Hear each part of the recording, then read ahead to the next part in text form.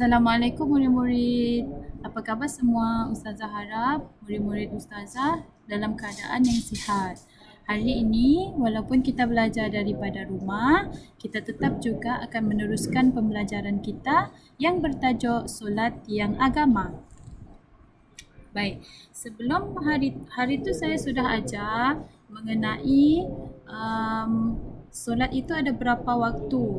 Kemudian solat ada berapa jenis dan sebagainya. Hari ini kita nak ulang kaji tajuk yang sama dan kita akan belajar mengenai sub bidang yang baru. Okey. Kefarduan solat. Apa maksud solat ni? Solat ialah perkataan dan perbuatan tertentu yang dimulai dengan takbiratul ihram dan diakhiri dengan salam. Apa ini takbiratul ihram?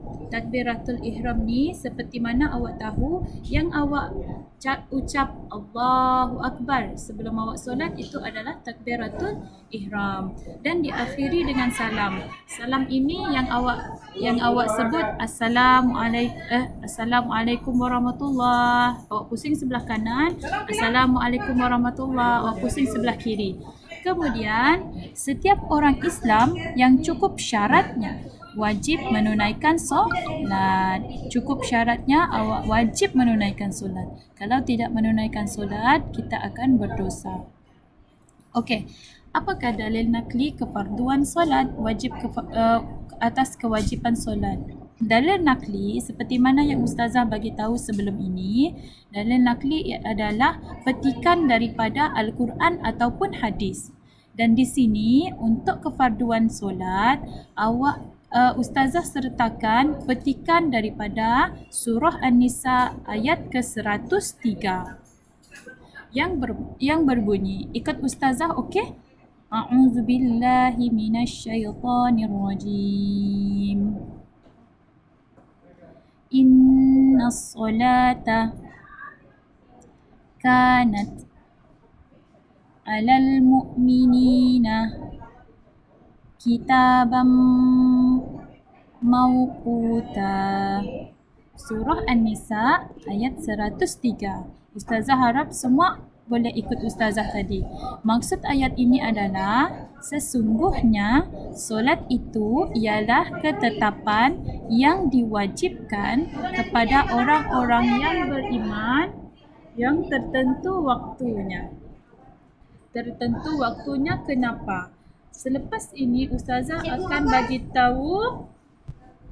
tahu waktunya yang tertentu. Okey, solat subuh 2 rakaat. Waktu mula solat subuh adalah waktu terbit fajar ataupun terbit matahari. Terbit fajar yang ada warna oranye ni. Okey. Kemudian sehingga terbit matahari.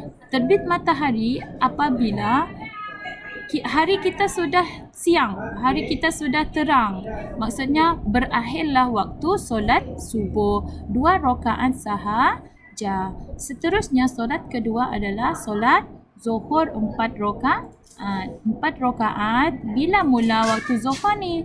Okey, sini kita boleh tengok, awak boleh tengok muka buku teks juga, muka surat 103 dan macam mana kita nak tahu waktu mula solat zuhur? Okey, kita boleh tahu waktu zuhur adalah sekiranya kita letak tiang dekat padang ni, kita boleh tengok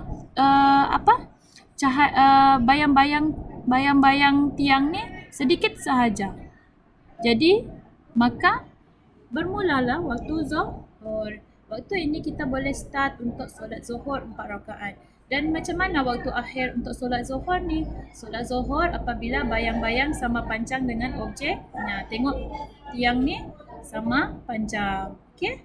Waktu inilah berakhirlah solat zuhur. Kemudian selepas solat zuhur, kita ada solat asar 4 rakaat. Solat asar 4 rakaat bermula apabila bayang-bayang lebih panjang dari objeknya. Awak tengok sini, tiang ni lebih pendek, bayang-bayang dia lebih panjang. Maka di sini awak boleh mula solat asar.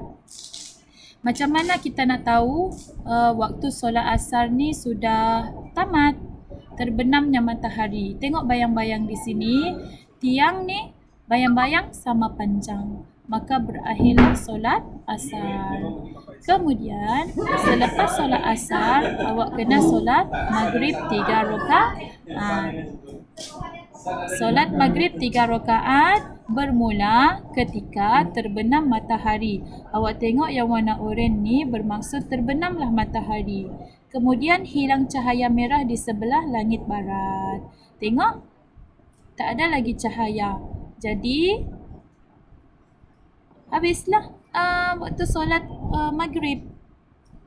Kemudian solat yang terakhir adalah solat isyak 4 rakaat yang awak buat waktu start pukul 7 lebih sampailah terbit fajar. Okey, bila mana berakhir solat maghrib, maka awak boleh solat isyak 4 rakaat. Kemudian berakhirnya adalah terbit fajar sehingga awak boleh tengok cahaya ini.